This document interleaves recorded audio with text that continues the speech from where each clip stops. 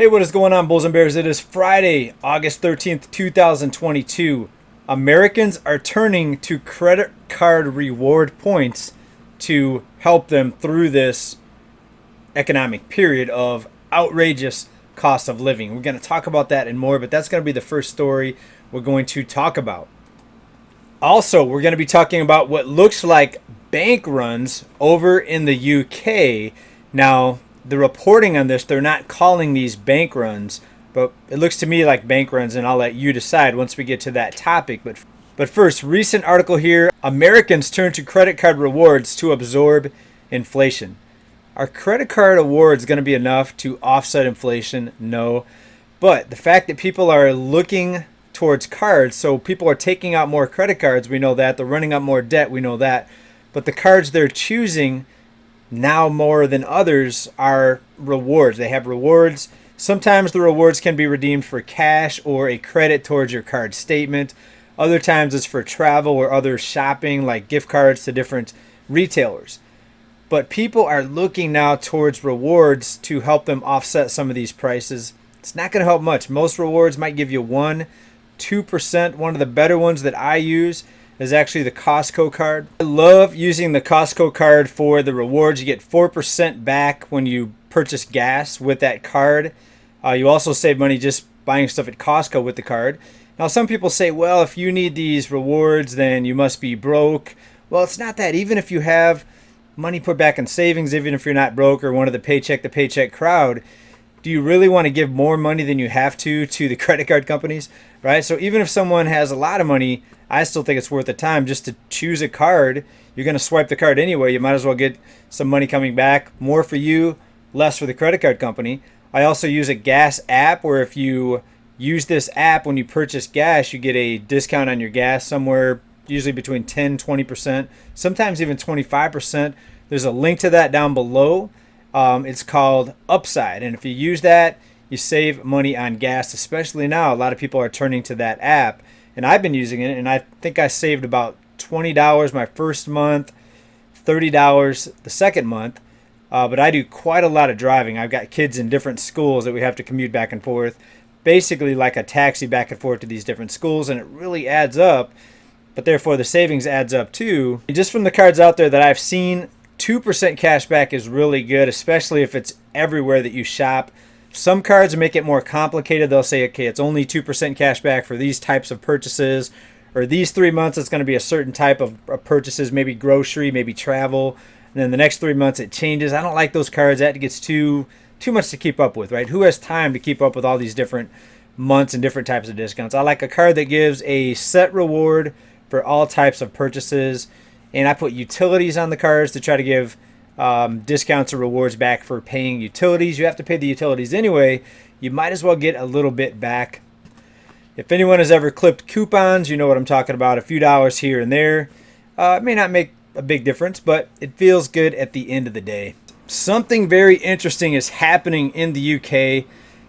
The UK people have withdrawn the most cash ever. Cash withdrawals in the UK soar as Brits grapple with the rising cost of living. Now, they're not calling it bank runs. This whole article out of CNBC doesn't talk about bank runs. Why would people be taking out so much cash? Why are they setting records for cash withdrawals? The withdrawals totaled £801 million just in the month of July alone. Now, this article goes on to talk about it's because people are taking vacation. It's because things cost more. That doesn't make a lot of sense. Do you carry a lot of cash with you when you go on vacation? I carry less cash because I don't want to have to lose it or have something happen to it while I'm on vacation.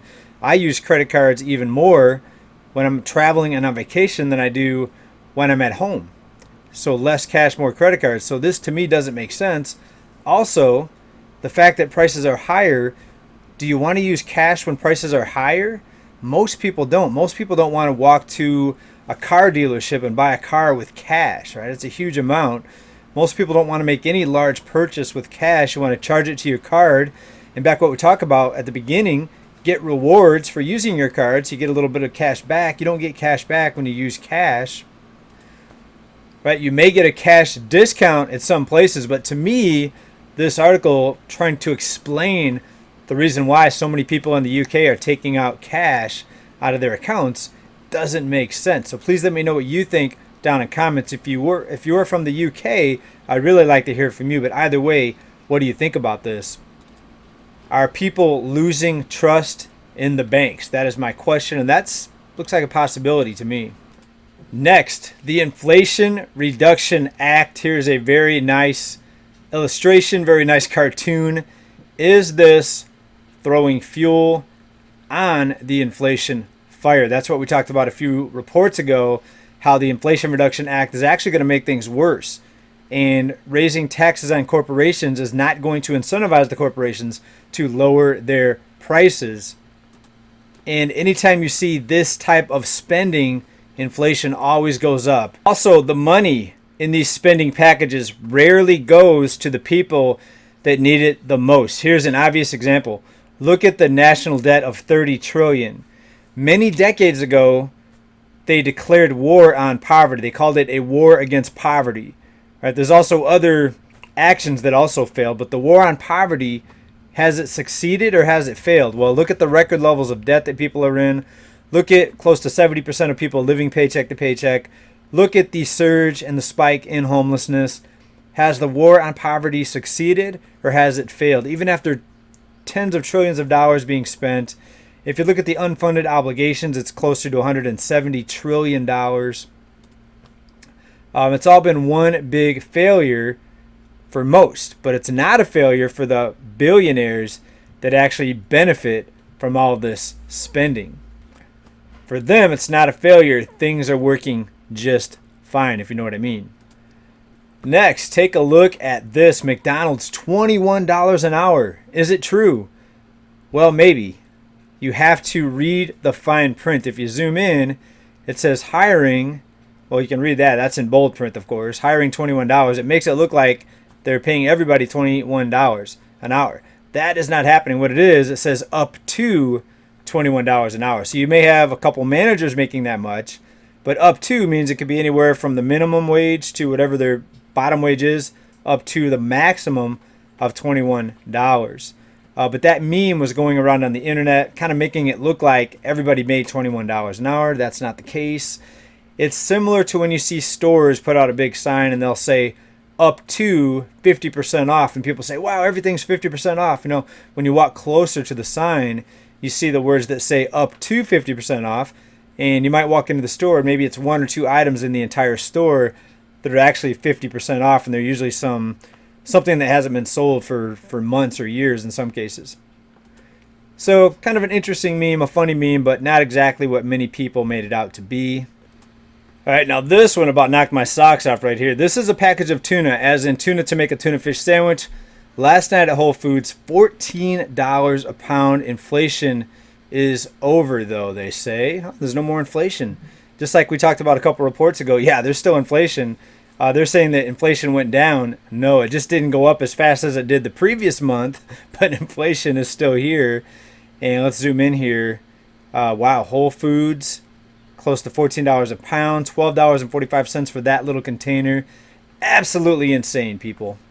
And I'm learning more and more as this goes on why my parents, my dad, used to hunt and fish.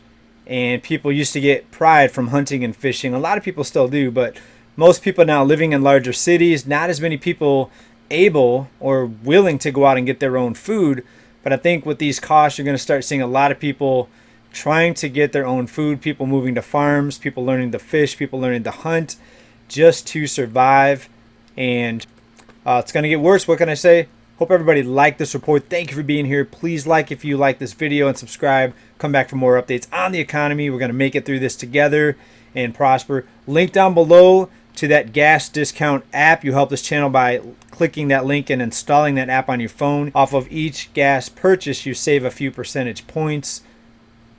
The rewards, swiping cards and getting these rewards. We've got to do what we've got to do. Thanks for watching, everybody. Bye for now.